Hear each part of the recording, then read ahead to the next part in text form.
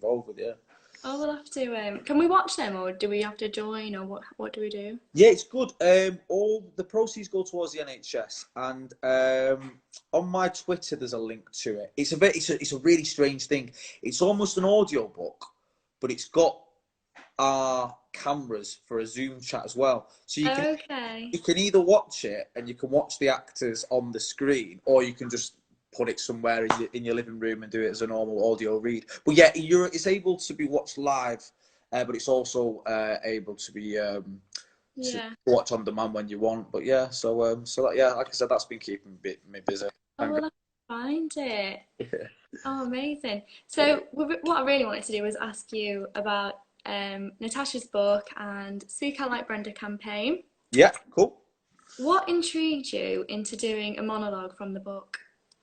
What intrigued me to do a monologue from the book? Well, the first I'd heard about the book, I'm very good friends with Rick Carr, who's an actor from Manchester, and he was the first guy to do a male monologue from Tasha's book. Yeah. Saw it, I loved the writing, and he said you should get involved. So I got in touch with Tasha, and she got in touch with me. She sent me the book over. I think I must have read it all in. I think it was about 2 days. Yeah. But I could just tell from sort of what Rick's monologue had in it that it was something that I'd quite like to do. So hopefully I did it justice. But yeah, it was sort of a mutual friend, really. I've never actually met Natasha, but I hope to soon. Oh, I know. So I've not met her. I've only spoke to her on the phone Oh, and really? Skype. So when you did your extract, you chose which part of the book you read, didn't you? Yes, did you? What made you choose that specific bit?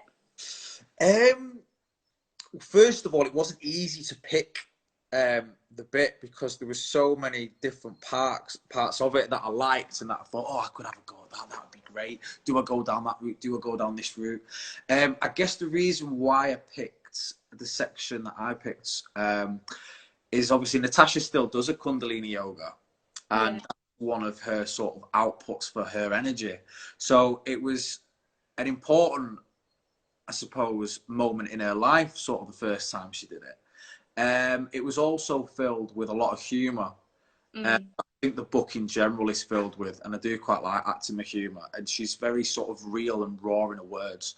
And I think she's very funny because she doesn't mean to be funny, but Yeah. she's just naturally very funny. And the dialogue flowed very well with that sort of tone. And also at the end, it was very raw and honest about the fact that she'd not been feeling right at that stage in her life. And that sort of touched me Mm. on a more deeper level. So it was filled with sort of lots of emotional things that I wanted to explore, really.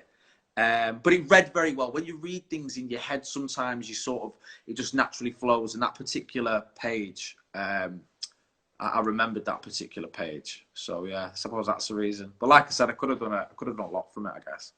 Did you find it easy to get into? Because, like you said, there was lots of different emotions in that extract. There was funny bits, there was emotional bits. Did you find it easy to get into, and did you enjoy it? Yeah, to be honest with you, I found it very easy to get into because, like I said, of the way that it was wrote. Mm. Um, it's probably me and Natasha are from the same sort of areas as well. So whether I just speak quite similar to her, and obviously I can just sort of pick up on the tone and sort of the pace and Yeah. the rhythm of it. But yeah, I guess I just wanted to sort of put myself in her shoes, and I can get quite anxious at times and overthink. And I think the situation that she was trying to explore within my monologue was sort of a new situation to her. She'd never been in a situation like this. She sat down. She didn't know anyone. Some person has just done something that she doesn't quite understand, but she doesn't know whether they're supposed to have done that or not. We might not have all been in a Kundalini yoga class for the first time, but we've all been thrust and put into a situation that's quite alien to us. And I just found that there was a lot of realness and humour to be involved with that, really. So yeah. Yeah, I think a lot of people, even if you don't have bipolar, you can relate to a book in some way. Yeah, In definitely. theirs, and that yoga extract you did is just an example of that. What do you like about the book? Um, I like what the one thing that stands out for me is the honesty involved within it, I guess. Um, I don't really believe the book is almost sort of a story about how one person came and conquered something. It's more about a person's exploration and journey, about how to deal with something. And I guess I love her honesty and her humour in knowing that she's been involved in situations and she's made mistakes. And she's gone back and she's done it again. Then she's learned from her mistakes and she's gone back and she's done it again. And sometimes you're reading it and you're thinking, oh my God, Natasha, what have you done again? Do you know what I mean? But I think it's just the honesty and the rawness in knowing who she is as a person. And I think because she doesn't hold back and she is so, what's real, she is so real that we can really connect to her. I feel like I know her a lot. And in a way, I really do. But obviously, I've never met her. But she has that sort of real, heartfelt, blunt honesty, and that's really involved throughout the book. So I'd say that's what sort of sets the book apart from other books that I've read, really. And I think it's a really important book, and I hope it's a book that can be available to a lot of young people, because I think a lot of young people reading this book would really pick up on it. Because when you're young, I don't think you don't know the world that well. I don't know the world at all now, and I think it teaches you a lot about yourself. This book, a few people might read it and think, "Oh, I connect with that." Yeah, that's where I've been going wrong. Maybe I've got that as well. Do you know what I mean? So I think it could be a really, really important educational piece that hopefully can be put in a lot of schools throughout the Northwest and the rest of the country. Yeah. do you think it'll help people maybe think in a different way and see situations in a different light? Yeah, definitely. I suppose this is from one person's point of view, and it's from a person's point of view that suffers with, bipolar disorder. So, I mean, from reading this, I definitely picked up on a different person's point of view with things. So yeah, definitely it could be used in many educational ways. But yeah, I think it could teach people a lot of things. Do you have a I favourite? don't think there's many books out there that are exactly like this, really. Do you know what I mean? I think it's quite groundbreaking on that level. So yeah, I definitely think it could teach people a thing or two, 100%. Do you have a favourite part of the book? Did any of it make you cry, make you upset, make you Yeah, smile? a lot of it made me emotional and laugh. There's loads of things. Again, the reason why I picked the scene that I did was one of my favourite parts. But one part that stands out for me, and I can't quote it exactly, but it's a bit where I think she's either in Boots or some pharmacy, and she's had a bit of a bad episode and she's queuing up to get a medication. And I can't quite remember the reason why that either that medication wasn't available in the shop or she wasn't allowed it, or for whatever reason she couldn't get the medication. But the medication was to not make her have an episode and flip out.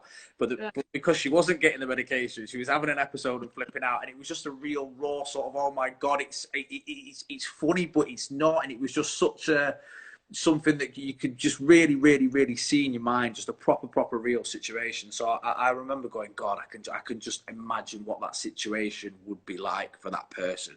So that was a real powerful thing. All the parts that deal with the relationships with people, there's a lot of emotional bits with the son and her ex-boyfriends. That's obviously she's had a bit of a tough time with all that. Yeah, there's loads of things, man. But I'd say that particular moment stands out for me. Yeah. There's been times when I've been reading it where I've laughed at it, and then I've thought, oh, I probably shouldn't be laughing at that situation. If anyone said it, I probably wouldn't have laughed. But the way she words it makes you laugh. Did you find that?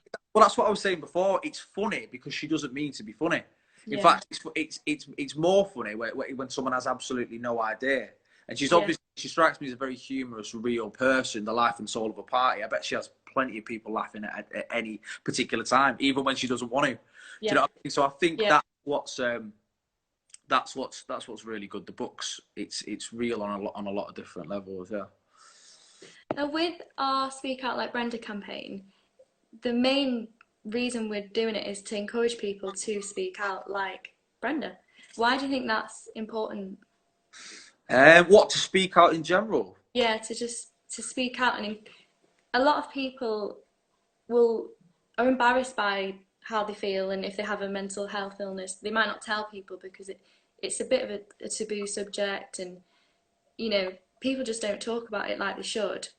Whereas Natasha's just really open about it. She's got nothing to hide, and she finds that helps her a lot. So that, why do you think Speak Out Like Brenda? Yeah. Do you know? Yeah, I think it is. It is really important to speak out. I think what's even more important is I don't think some people know when they have got a mental disorder.